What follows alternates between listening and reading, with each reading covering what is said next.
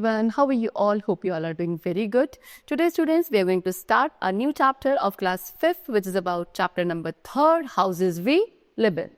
Okay, see student, a house is one of the basic necessities of our life. We all need a house to live in.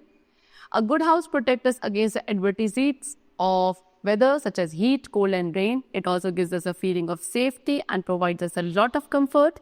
Look around, you will find many different types of houses. So student, what they're saying कि हर एक human being की एक बहुत basic necessity होती है, that is a house. ठीक है, हम सभी को एक house की requirement है to live in. Okay, because एक अच्छा house हमें सभी weather की जो adversities होती है like heat, cold, rain, okay, इससे हमें protect करता है. हमें एक सेफ्टी अनकम्फर्ट फीलिंग की एक हाउस में रहने से ही होती है. Okay, so now there are different types of houses in different regions. See, people in different areas और regions live in different kinds of houses. अब लोग जो अलग अलग रीजन से एरियाज में रहते हैं वहाँ पर डिफरेंट टाइप्स ऑफ हाउसेज होते हैं जिनमें वो सर्वाइव करते हैं. सो किसी भी एक प्लेस की location and climate, construction materials कि वहाँ क्या अवेलेबल है ये लोकली, एंड जो इकोनॉमिक कंडीशन है लोगों की, ये सभी डिटरमाइन करेगा कि वो किस तरीके के हाउस में रह रहे हैं. सो हाउसेस किसके बने होते हैं? डिफरेंट मटेरियल्स के बने होते हैं, वेरियस काइंड्स एंड टाइप्स के होते हैं. कुछ हाउसेस आपके बिग हैं, some are small also. So now first of all, we have to discuss about the type of houses which are usually found in the villages. Okay, so villages में किस तरीके के घर होते हैं? So villages में जो houses हैं they are eco-friendly in nature because वो bamboos and mud के बनाए जाते हैं. जो houses में जो houses usually villages पे होते हैं ये mostly आपके bamboo के बने होते हैं with thatched roofs. Walls and floors आपकी पेंट की जाती हैं with a mixture of dirt, grass and cow dung. Okay, and ऐसे घर को हम कच्चा हाउस या मड हाउसेस कहते हैं. Before and after rain, rain से पहले रेन के बाद ये हाउसेस को क्या मेंटेनेंस की रिक्वायरमेंट होती है.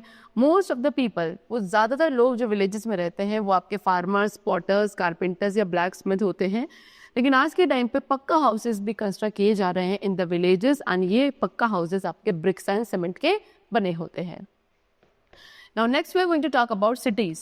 So in cities and town में houses जो है generally brick, iron and steel and cement के बनाए जाते हैं. बंगलो, मल्टी स्टोरी बिल्डिंग, ये यूजुअली हम सिटीज़ में देखते हैं. हर एक मल्टी स्टोरी बिल्डिंग में बहुत सारे हाउसेज होते हैं हर एक फ्लोर पे, एंड हर एक हाउस को फ्लैट या अपार्टमेंट कहा जाता है. सो इन सिटीज़ में जो हाउसेज है they are much better. Some people live in big bungalows, कुछ लोग बहुत बड़े बड़े बंगलोज में रहते हैं, कुछ आपके मल्टी स्टोरेड फ्लैट्स में रहते हैं. एंड ये किसके? ब्रिक्स, सीमेंट एंड स्टील के बनाए जाते हैं, and they are constructed as per of modern architecture. Okay, so in order to meet the challenge of ever growing population, अब ये जो ग्रोइंग पॉपुलेशन है इस चैलेंज को मीट करने के लिए मल्टी स्टोरी बिल्डिंग्स कंस्ट्रक्ट करी जाती हैं. स्काई स्कैपर्स भी they are also a common sight in the metro cities like Delhi, Mumbai, Kolkata, Chennai and Chandigarh. Now next is what in cold regions. Cold regions में किस टाइप के हाउसेस यूजुअली स्टूडेंट्स होते हैं? So polar regions काफ़ी कोल्ड होते हैं because जो अर्थ है उस टाइम पे पोलर रीजन्स में कैसा कवर्ड रहता है? हमेशा आइस से कवर्ड रहता है. ये आपके नॉर्थ में मिलेंगे आर्कटिक सर्कल के, जो कि हमारे इक्वेटर से काफ़ी दूर है, एंड इसीलिए जो एस्किमोस, इनुइट्स हैं वो आपके इन टेम्पररी हाउस में रहते हैं which are called igloos during the autumn and winter season. So क्या एक सर्कल को बनाया जाता है ऑन द स्नो, ये सबसे पहला स्टेप होता है in the construction of igloo. Okay, घर के बाहर जो है स्नो होती है काफ़ी ज़्यादा than the floor of igloo, and एक शॉर्ट पैसेज होता है in front of a inverted bowl shaped igloo that is made. Okay, hilly and mountainous regions में हाउसेज यूजुअली वुड के बनाए जाते हैं. इनके रूफ्स कैसे होते हैं? स्लोपिंग होते हैं, बिकॉज जो स्लोपिंग रूफ्स हैं वो क्या नहीं अलाउ करते? रेन वाटर और स्नो को क्या घर के ऊपर कलेक्ट नहीं होने देते हैं, वो स्लाइड ऑफ हो जाता है because of the sloping roofs. Okay, and make the houses cold and damp. कुछ हाउसेज में आपके फायर प्लेसेस भी होता है सो दैट जो अंदर रूम्स हैं वो कैसे रहें? वार्म रहे. Now next we are going to talk about the hot regions. Hot regions में किस तरीके के घर होते हैं? सो डेजर्ट्स एंड जो ट्रॉपिकल रीजन्स है यहाँ पे ब्राइट मॉर्निंग्स होती हैं लेकिन आफ्टरनून तक काफ़ी हॉट हो जाता है. नाइट्स कूल होती हैं, टेम्परेचर जो है वो अपने पीक पर चला जाता है during the summer season. So tropical regions में जो हाउसेज हैं ये इनको कंस्ट्रक्ट किया जाता है with bricks and concrete. Nomads live in temporary houses. Nomads क्या कुछ टेम्पररी हाउसेज में रहते हैं which are called tent. You can see this is a tent house. Okay, ये हाउसेज काफ़ी ईजी टू कैरी होते हैं. Clothes which are made from the hair of the camel, वो क्लोथ्स जिनको कैमल के हेयर या गोट्स के hair से बनाया जाता है, उन्हीं क्लोथ्स को यूज करते हैं हम टेंट बनाने के लिए। टेंट आपके एक थिक क्लोथ से भी बनाया जाता है which is called canvas, and tents को सपोर्ट प्रोवाइड किया जाता है पोल्स एंड रोप्स के थ्रू जो कि ग्राउंड के साथ फिक्स्ड होते हैं। Okay, next is what, rainy and flood prone regions. अब ऐसे रीजन्स जहाँ काफ़ी रेनफॉल होता है, फ्लड आने के चांसेस होते हैं, वहाँ पे किस टाइप के हाउसेज होते हैं? तो ऐसे हाउसेज जो स्टिल्ट में बनाए जाते हैं ये काफ़ी कॉमन है उस एरिया में जहाँ पे काफ़ी हैवी रेनफॉल होता है। जैसे कि हाउसेज असम में जो घर है उनको आप स्टिल्ट्स पे बनाते हैं बिकॉज यहाँ पे काफ़ी हैवी रेनफॉल होता है जिसकी वजह से फ्लड्स के चांसेस होते हैं। सो फ्लड के केसेस में वाटर जो है वो इनके घर के अंदर जा सकता है अगर हाउसेज आपके ग्राउंड लेवल पे बने होंगे तो। सो इसी फ्लडिंग ऑफ हाउसेज को अवॉइड करने के लिए हाउसेज को स्टिल्ट पे बनाया जाता है जो कि थोड़े ग्राउंड लेवल से ऊपर होते हैं, है ना, एंड ये हाउसेज को प्रोटेक्ट करते हैं from being flooded. Okay, like this is a stilt house. Now next is work in earthquake prone regions. अब ऐसे एरियाज, ऐसे रीजन्स जहाँ पे अर्थक्वेक आने के ज़्यादा चांसेस होते हैं, अर्थक्वेक प्रोन रीजन्स होते हैं, जैसे कि पीपल इन जापान। जापान में जो लोग हैं वो वुडन हाउसेज में रहते हैं बिकॉज वहाँ पे अर्थक्वेक्स काफ़ी फ्रीक्वेंट होते हैं।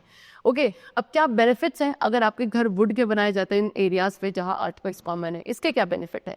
सो नॉर्मल हाउसेज जो है वो कोलैप्स हो जाते हैं जिसकी वजह से काफ़ी डैमेज होता है प्रॉपर्टी एंड लाइफ का, देन पेपर और वुडन हाउसेज।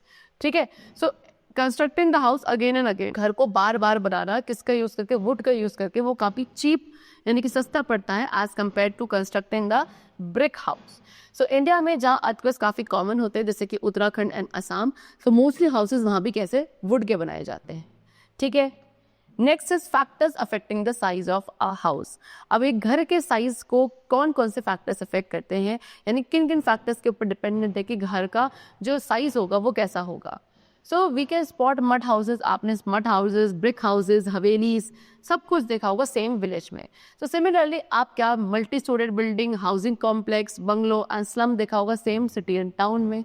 अब ऐसा क्यों है? सो अमाउंट ऑफ मनी, कितना अमाउंट ऑफ मनी एक पर्सन स्पेंड कर सकता है घर को बनाने के लिए, वो डिपेंड करता है कि उस घर का साइज एंड डिज़ाइन कैसा होगा। लेस मनी, कम मनी की रिक्वायरमेंट होती है अगर आपको एक छोटी सी हट बनानी है, लेकिन काफ़ी अच्छा खासा मनी रिक्वायर्ड है if you want to make a big house of bricks and cement. Okay, चलो, so that's all for the chapter. I hope you all have understood the concept of different types of houses which are there in our country. The chapter is completed. We'll meet you very soon in the next class. And then take care and thanks to all.